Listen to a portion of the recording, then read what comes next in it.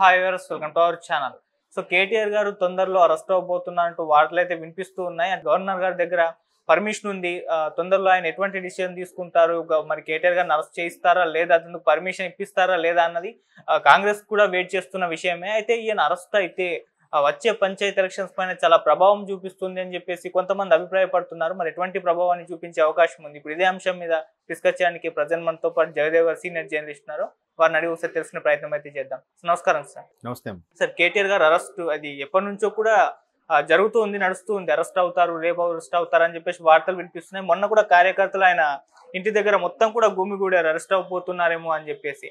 So ఇలా ఆయన arrest అవుతే దాని ప్రభావం పంచాయతీ ఎలక్షన్స్ పైన తీవ్ర స్థాయిలో ప్రభావం చూపిస్తుందని చెప్పేసి చాలా మంది చెప్తున్నారు సార్. మరి ఏ రకమైన ప్రభావాన్ని చూపించే అవకాశం ఉంది? మీరేం చెప్తారు సార్ దీని గురించి? తీవ్రమైన ప్రభావం అంటే మీ క్వశ్చన్ అంటే ఎవరికి ప్రభావం చూపిస్తుంది? కాంగ్రెస్ వాళ్ళకా, బీఆర్ఎస్ వాళ్ళకి? బీఆర్ఎస్ వాళ్ళ ఫేవర్ లో ఉండబోతుంది అని అంటున్నారు. ఖచ్చితంగా ఉంటుందేమో అనిపిస్తుంది నాకు కూడా. ఎందుకంటే కేటీఆర్ గారి అరెస్ట్కి రంగం సిద్ధం. కేటీఆర్ గారి అరెస్టుపై రేపో మాపో బాంబు పేలబోతుంది. దీపావళి తర్వాత బాంబు పేలబోతుంది.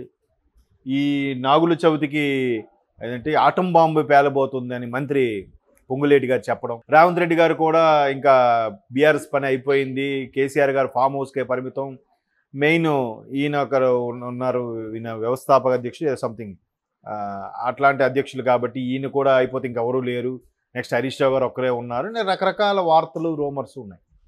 కానీ కాంగ్రెస్ వచ్చి ఇంకా రేపు డిసెంబర్ 7కి 1 ఇయర్ పూర్తవుతుంది.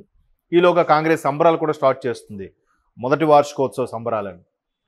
సో ఈలోగా ఎందుకో కొన్ని అంశాల మీద కాంగ్రెస్పై మిక్స్డ్ అభిప్రాయం వినిపిస్తోంది. అంటే ద్వంద్వ వైఖరి, అంటే ఒకటి పాజిటివ్ గాను ఒకటి నెగిటివ్ గాను. హైడ్రా లాంటి అంశాలు తెర మీదకి వచ్చినప్పుడు ఎందుకో కొంత నప్పక కొంత ఇబ్బంది కలుగుతుందనే అంశం.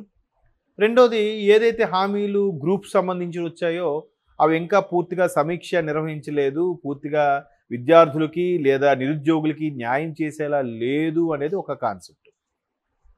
సో మొత్తం మీద రాజకీయ పరంగా దుమారం రావడం, మధ్యలో కొండా సురేఖ గారు కొన్ని రకాల ఇండస్ట్రీకి సంబంధించిన కొన్ని వ్యాఖ్యలు చేయడం, తర్వాత వీళ్ళు కూడా ఎక్స్ట్రీమ్ లెవెల్కి వెళ్ళిపోయి ముఖ్యమంత్రి స్థాయిలో ఉండే వాళ్ళు మాట్లాడటము.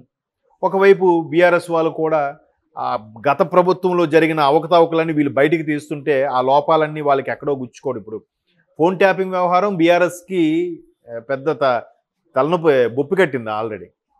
అలాగే కారు రేసు కూడా ఒక శాఖలో సంబంధించిన 55 కోట్లు ఇంకో శాఖకి కేటాయించడం లాంటివి కూడా ఇప్పుడు బొప్పి కట్టే అంశాలు.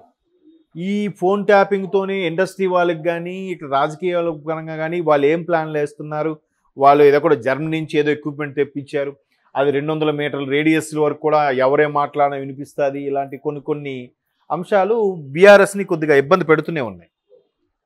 ఇదిలా ఉంటే మరోవైపు బీఆర్ఎస్ బీజేపీలో విలీనం అయిపోతుంది, కాంగ్రెస్లో విలీనం అయిపోతుంది.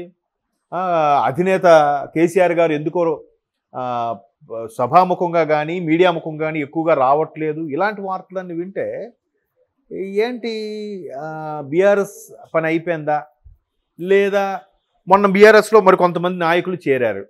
గవర్నమెంట్ కాంగ్రెస్లో ఉంటే బీఆర్ఎస్లో ఫామ్ హౌస్కి వెళ్ళి కేసీఆర్ గారి సమక్షంలో నాయకులు చేరడం, వెంటనే కేసీఆర్ గారు ప్రజలు మన గవర్నమెంట్ రాకపోయినా మరలా మనల్నే కోరుకుంటున్నారు, సో ఈసారి ఖచ్చితంగా ప్రభుత్వం మనదే, ఆల్రెడీ కాంగ్రెస్ యొక్క వ్యవహారం తెలిసిపోయింది అన్నట్టుగా కేసీఆర్ గారు ఒక స్టేట్మెంట్ ఇవ్వడం. సో ఇవన్నీ జరుగుతున్నప్పుడు ఈ మిక్స్డ్ అభిప్రాయం ఉండడం వల్ల ప్రజలు ఇన్ కేస్ బీఆర్ఎస్ వైపు డైవర్ట్ అవుతారేమో అనే ఉద్దేశంలో కేటీఆర్ గారు అరెస్ట్ జాప్యం చేస్తున్నారేమో అనేది ఒక అభిప్రాయం. ఎందుకంటే ఆంధ్ర రాజకీయాలు ఒకసారి తీసుకుంటే ఎలక్షన్స్ ముందు చంద్రబాబు గారు ఎప్పుడైతే అరెస్ట్ అయ్యారో ఒక్కసారి సినారియో మారిపోయింది. అంతవరకు జగన్మోహన్ రెడ్డి గారి మీద మంచి అభిప్రాయం లేకపోయినా కొంతమందికి, లేదా ప్రజలకు కూడా ఈయన ఏంటి ఎంతసేపు పథకాలు తప్ప అభివృద్ధి ఏం లేదు అనుకున్నా కూడా జగన్మోహన్ రెడ్డి గారు ఓడిపోతారనేది ఒక 40%, టీడీపీ వస్తుందనేది ఒక 55 to 60% ఉండేది. ఎప్పుడైతే చంద్రబాబు నాయుడు గారు అరెస్ట్ చేశారో ఒక్కసారి ములాఖత్కి వెళ్ళిన ప్రస్తుత డిప్యూటీ సీఎం పవన్ కళ్యాణ్ గారు జనసేన అధినేత ములాఖత్కి వెళ్ళి పార్టీ ములాఖత్గా పోటీ చేస్తామని చెప్పడం, ఒక్కసారిగా ఆ స్కోప్ 70-80కి వెళ్ళిపోయింది. కూటమే డ్యామ్ షూర్గా వస్తుంది, టీడీపీ జనసేన గవర్నమెంట్ ఫామ్ చేస్తుంది అని. అప్పుడు ఇంకా బీజేపీ కలవలే, అవునా కదా? సో ఒక్కసారిగా మారిపోయింది. అంటే అరెస్టు అనేది అక్కడ అన్యాయంగా అక్రమంగా అరెస్ట్ చేశారు. ఇక్కడ కూడా అన్యాయం అక్రమం కాకపోయినా ఆయనకు సంబంధించి చాలా ఇష్యూస్ అయితే ఉన్నాయి. కారు రేసులు కానీ, ఫోన్ ట్యాపింగ్ వ్యవహారం కానీ. ఫోన్ ట్యాపింగ్ వ్యవహారం వచ్చేసరికి చూసారా, ఎవ్వరూ మాట్లాడలేదు. ఎవరు ఏ మాజీ తాజా బీఆర్ఎస్ నాయకులు ఎవ్వరు కూడా దాని గురించి అక్కడ ప్రస్తావించట్లేదు, ఏం మాట్లాడట్లేదు.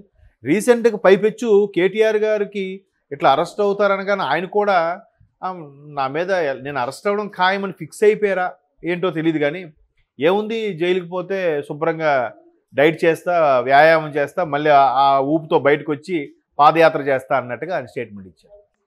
బట్ ఆయనకి ఆ చరిష్మా ఉన్న నాయకుడే కేటీఆర్.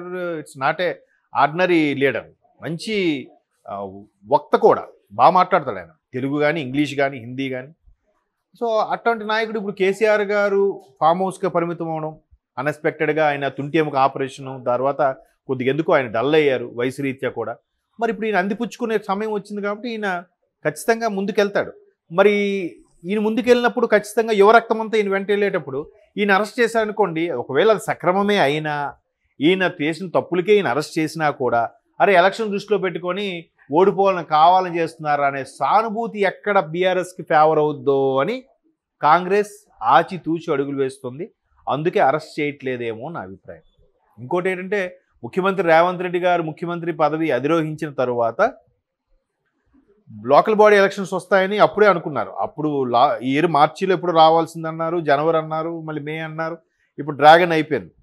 సో ఈ 1 year తర్వాత అయినా, ఈ నెక్స్ట్ ఇయర్ అయినా 2025లో అయినా లోకల్ బాడీ ఎలక్షన్స్ వచ్చేలాగుంటే ఖచ్చితంగా ముఖ్యమంత్రి స్థాయిలో ఉన్న వ్యక్తి అవి ఎక్కువ గెలిపించుకోవాలి. అలా గెలిపించుకున్నప్పుడే అధిష్టానం దగ్గర ఆయన సత్తా ఏంటో తెలుస్తుంది. రేవంత్ రెడ్డిగా ముఖ్యమంత్రి అవ్వడం ఒక అసెంబ్లీ సార్వత్రిక ఎన్నికలే కాదు, వీటిలో కూడా సత్తా చాటాడు అని అధిష్టానం దగ్గర మెప్పు కోసమైనా ఆయన ప్రయత్నించాలి. కాబట్టి ఒకవేళ కేటీఆర్ గారు అరెస్ట్ అయితే పంచాయతీ ఎలక్షన్ మీద ఇంపాక్ట్ పడవచ్చు. ఎందుకంటే బీఆర్ఎస్కి తిరుగులేదు అనుకున్న టైంలోనే చాలా వరకు బీజేపీ పంచాయతీ ఎలక్షన్ గెలుచుకుంది. దుబ్బాక తర్వాత ఇంకోటి ఏంటది, వాళ్ళు 2 అసెంబ్లీ స్థానాలు గెలుచుకుంది. ఎట్లా మరి? సో ఇక్కడ తెలంగాణ సమాజం ఎటువంటిదంటే, మనిషి ఎవడు పనిచేస్తాడు, ఎవడొస్తే మనకు బెనిఫిట్ ఉంటుంది అనే దృక్పథంలో ఆలోచిస్తుంది. కాబట్టి ఉద్యమ స్ఫూర్తితో ఉన్న సమాజం కాబట్టి ప్రభుత్వంతో సంబంధం లేకుండా స్థానికంగా ఆలోచించి నిర్ణయం తీసుకుంటారు. కాబట్టి ఖచ్చితంగా కేటీఆర్ అరెస్ట్ అయితే లేదు, వీళ్ళు కూడా కొంత అవకాశం ఇద్దాము అని వాళ్ళు గెలిపిస్తారేమో ఆలోచనతో కాస్త బ్రేక్ కాబట్టి విరామం